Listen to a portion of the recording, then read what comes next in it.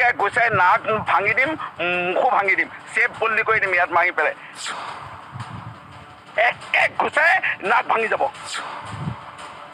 এটা ইয়াত গছ পুলি উঘালাৰ আগত কোনোবা কোম্পানী যোনে হয়তো আমাৰ ঘৰৰ খুঁটা এটা হিলাব লাগিব। এই গিবনক আমি একো কৰিবলৈ নিদিওঁ। মই এইটোৱে চকু উঘালাই দিয়াৰ কথা কৈছে।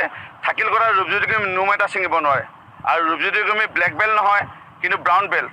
একে ঘুচাই নহয়, কোনোবাই যদি মাৰিব আহে একে ঘুচাই নাক ভাঙি দিম, মুখো ভাঙি দিম, চেপ বদলি কৰি দিম ইয়াত মাৰি পেলাই। সেইকাৰণে মোৰ লগত লাগি লাভ নাই। থাকিল কথা গিবন আমাৰ হৃদয়ত আছে।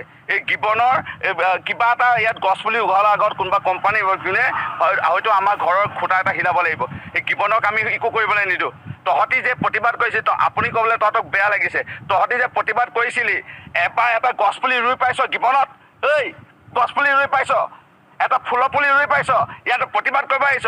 তহঁতৰ যে নেতাসকল আজি ট্ৰেইনিঙত আজি যে ফচিছে, ইয়াৰ পৰা বাচিবৰ কাৰণে এইবোৰ ৰাজনীতি কৰিছ। এটা গছ পুলি ৰোৱা নাই, মৰিনী কেইটামান আছে মই দেখিছোঁ।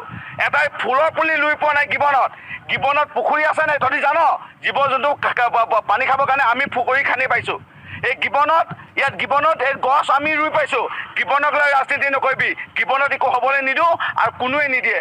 আৰু তহঁতি ইয়াত ৰাজনীতি কৰিবলৈ নাহিবি। এক ঘুচাই নাক ভাঙি যাব। এটা ঘোচাত নাক মুখ ফ্লেট কৰি দিম। প্ৰতিবাদকাৰীক পচন্দ ধমক বিধায়ক ৰূপজ্যোতি কুৰ্মীৰ। গিবনৰ পৰা এটা গছ পুলি উভলাৰ পূৰ্বে মোৰ ঘৰৰ খুঁটা লৰাব লাগিব। গিবন অভয়াৰণ্যৰ প্ৰতিবাদ কৰি থকা জনতাক উভতি ধৰি খঙত অগ্নিশৰ্মা হৈ পৰে বিধায়ক Rupjyoti Kurmi. News desk report, দৈনন্দিন অসম।